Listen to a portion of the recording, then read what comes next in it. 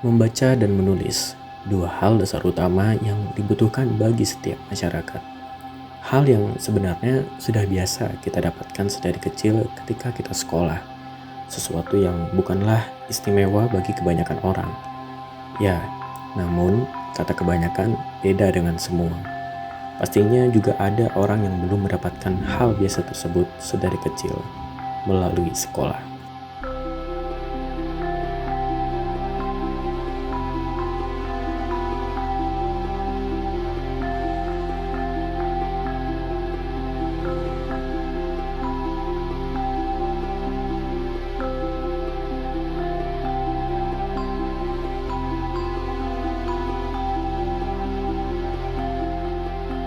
Tegal merupakan kota dengan daerah di pesisir laut pantai utara, sehingga disebut sebagai Kota Bahari.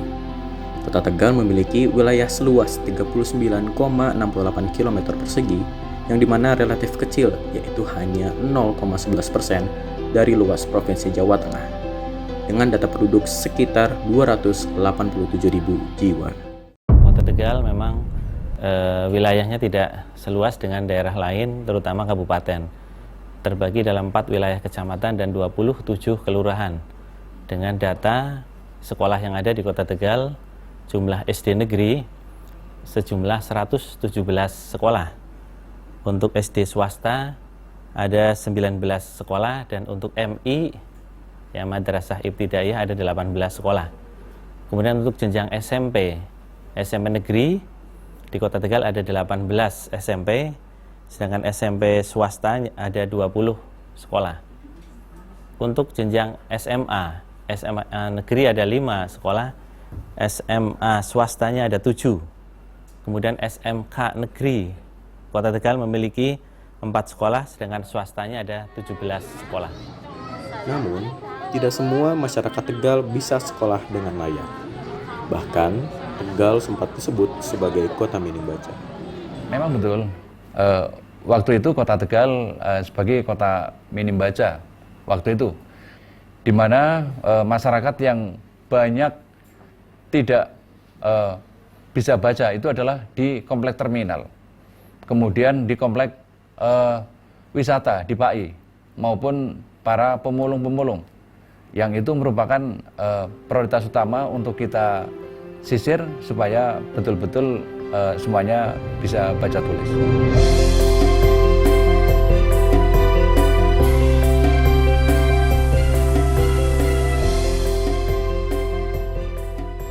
Terminal tentu saja tak lengkap tanpa adanya pedagang asongan. Mereka lah sesuatu yang mewarnai warna-warni dari kehidupan terminal. Seperti Ibu Atin ini, salah satu pedagang asongan yang sebelumnya tidak sempat merasakan bersekolah. Jualan angsongan awi terminal baru di sini. Di sana ya udah lama di Pasifik. Tahun pindah sini tahun 95. Tahun 95. Dagang di sana. Anaknya kecil-kecil dibawa. Iya, jualan iya di sana. Karena di sini dapat kiosnya di depan nggak laku. Daripada nggak laku, saya ngangsong. Jualannya naik bis, turun bis gitu. Dulunya saya waktu kecil nggak pernah sekolah. SMP apa itu SMA gitu.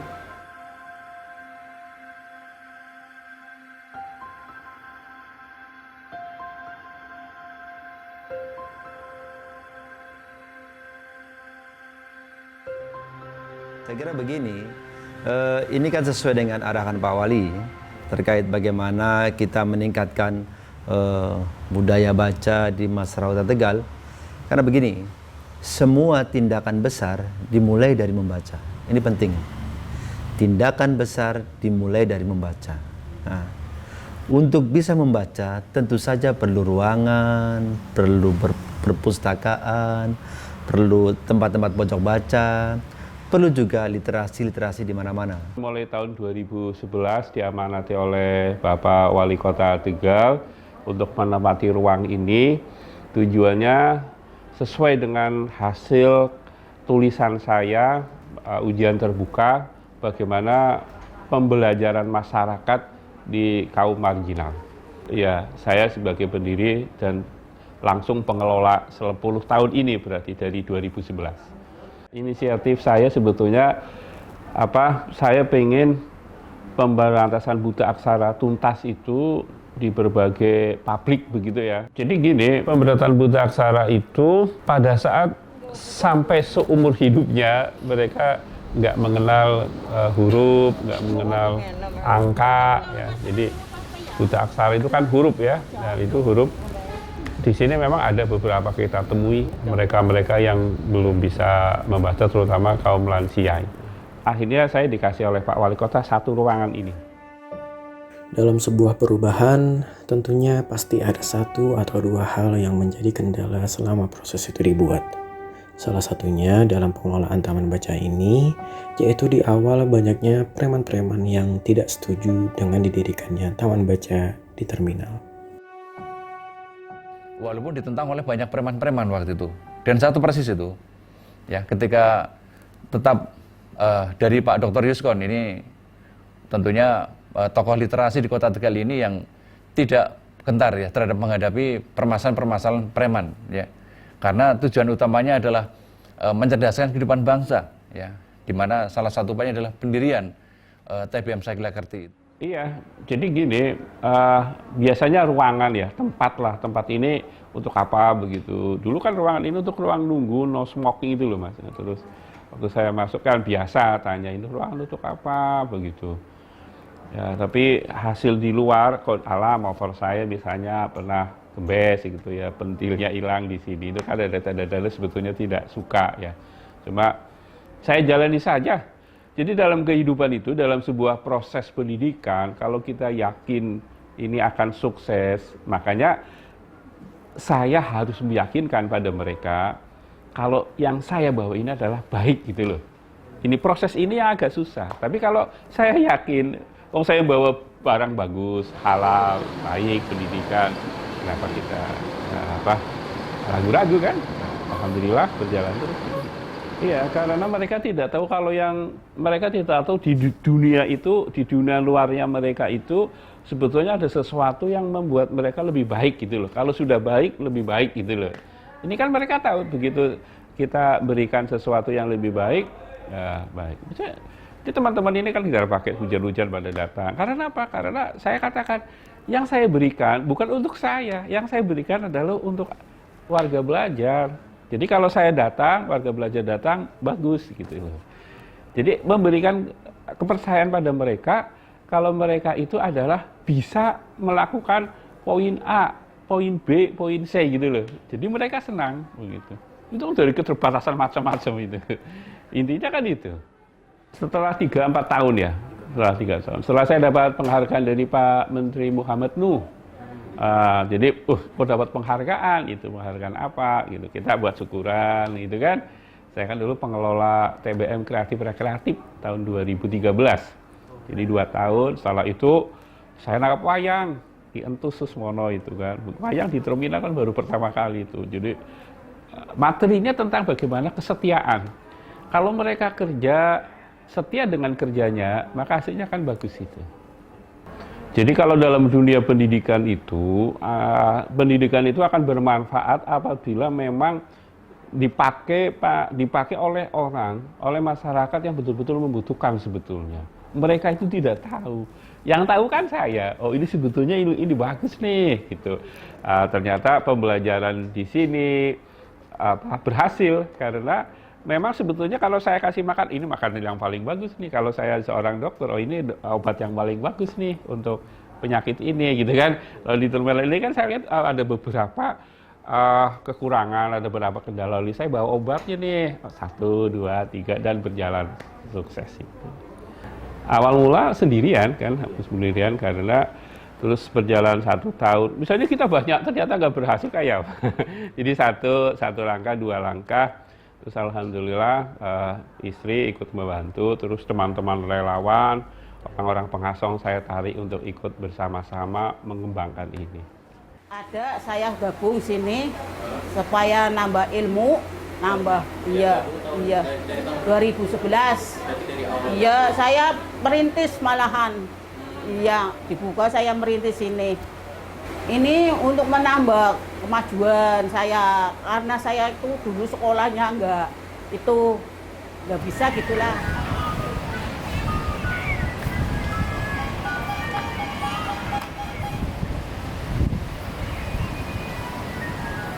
Sila itu kalau dalam bahasa keagamaan itu cerdas ya. Kalau kerti saya ambil dari budi pekerti ya, jadi hati yang baik lah, pekerti.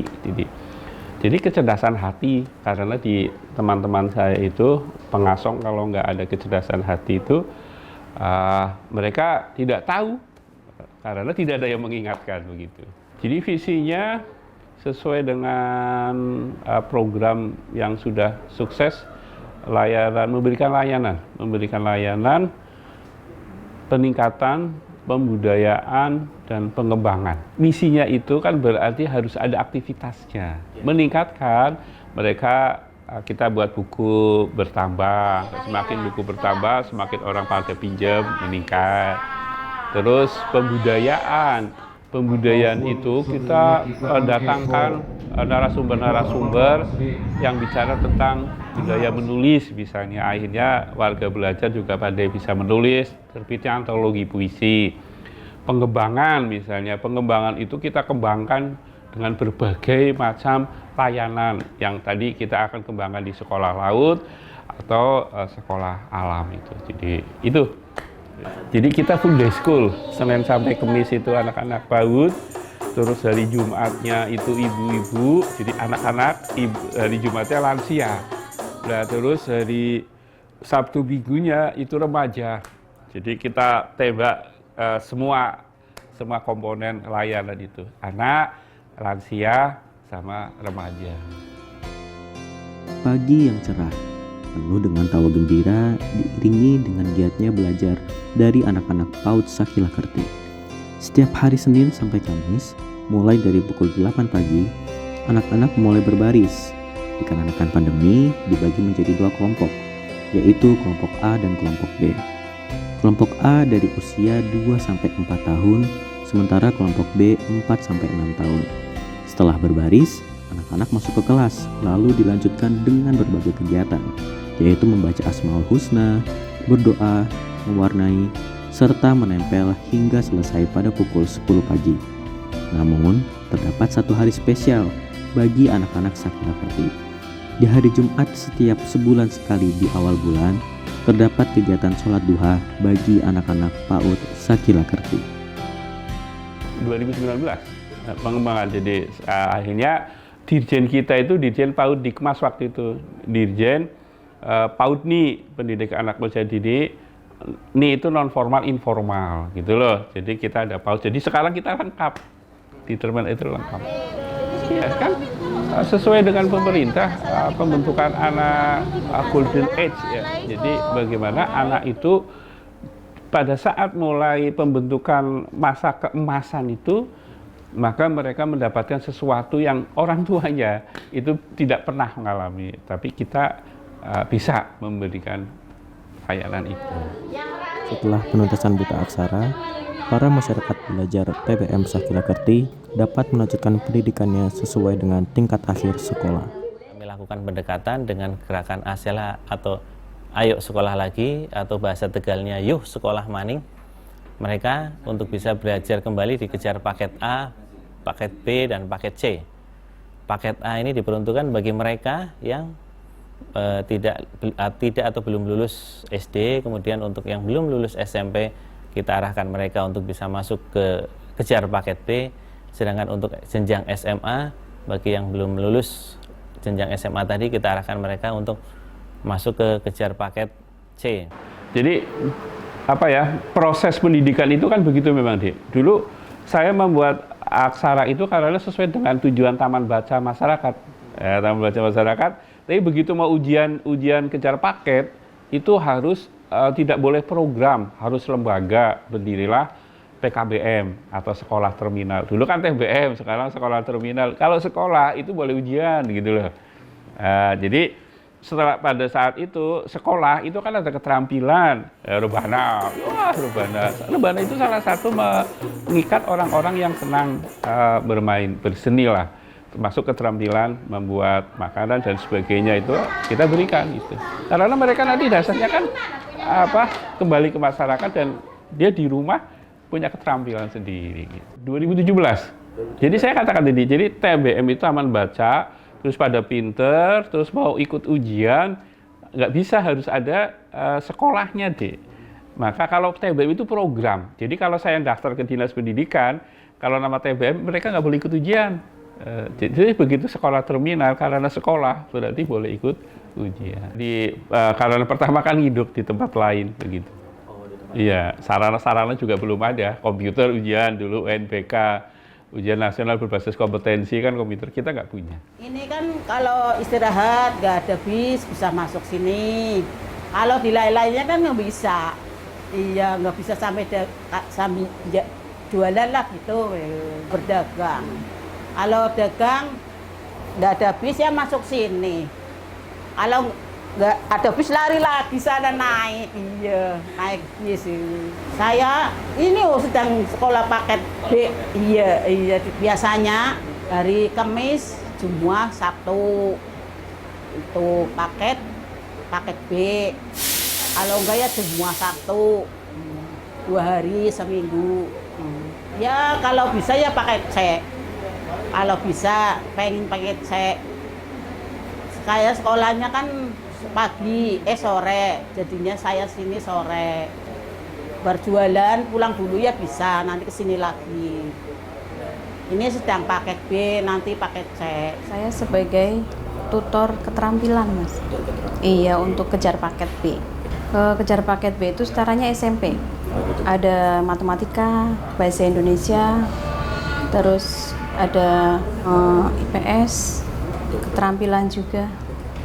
Ada yang usia produktif, ada yang sudah umur, juga ada yang remaja. Iya, ada yang pas di SMP-nya, ada yang cuma lulus SD, tidak lanjut, masuk dikejar paket. Ya. Kalau untuk keterampilan kita ada di hari Sabtu, Mas. Iya, untuk kejar paket A dan B itu Sabtu sore. Iya, dan juga tahun ini ikut ujian.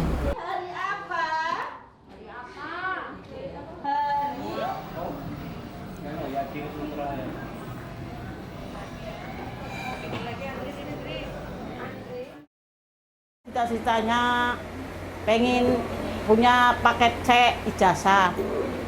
Itu kebanggaan saya sendiri karena saya nggak pernah mengencam sekolah begitu. Jadi saya ingin sekali biarpun udah tua punya ijazah paket C gitu. Jadi punya kebanggaan sendirilah buat ibu karena waktu kecil nggak pernah sekolah. SMP apa itu SMA gitu. Saya sekarang bisa baca, bisa ngaji. Ngajinya surat An-Nisa ayat 100. Iya, alhamdulillah udah Al-Qur'an. Oh, saya ya dulunya saya nggak pernah pakai kerudung. Iya, sekarang menambah ilmu agama, jadinya saya pakai kerudung. Selak kesana, selak tua, jadinya saya sudah menyadari selak insaf itulah. Jadi pakai kerudung. Ya. Dampaknya adanya perubahan yang mereka menyadarinya dengan sebuah kesenangan. Gitu. Jadi itu yang prinsipnya itu. Jadi kalau berubah tidak dengan kesenangan tidak mungkin bertahan 10 tahun. Jadi saya bahasanya itu mencerdaskan kehidupan berbangsa dan bernegara. Kata-kata mencerdaskan itu kan berbangsa bernegara dalam arti besar ya, tapi mencerdaskan warga belajar sesuai dengan 31 ayat 1 pasal itu kan warga negara berhak mendapatkan pendidikan yang layak gitu loh. Nah ini kita diberi kesempatan itu. Jadi ya mereka layak menerima pendidikan selama di sini. Yang semulanya dia belum pernah membayangkan menerima pendapatan layak di terminal, sekarang dia menerima, dia welcome. Ya program itu ini pendidikan ke perguruan tinggi. Jadi mereka harus dalam setelah agama itu kan pendidikan itu ya sampai tinggi ya. Jadi harus mencari ilmu sampai setinggi. Bahasa mencari ilmu itu karena standarnya kan di lembaga pendidikan, jadi harus ada yang masuk ke perguruan tinggi.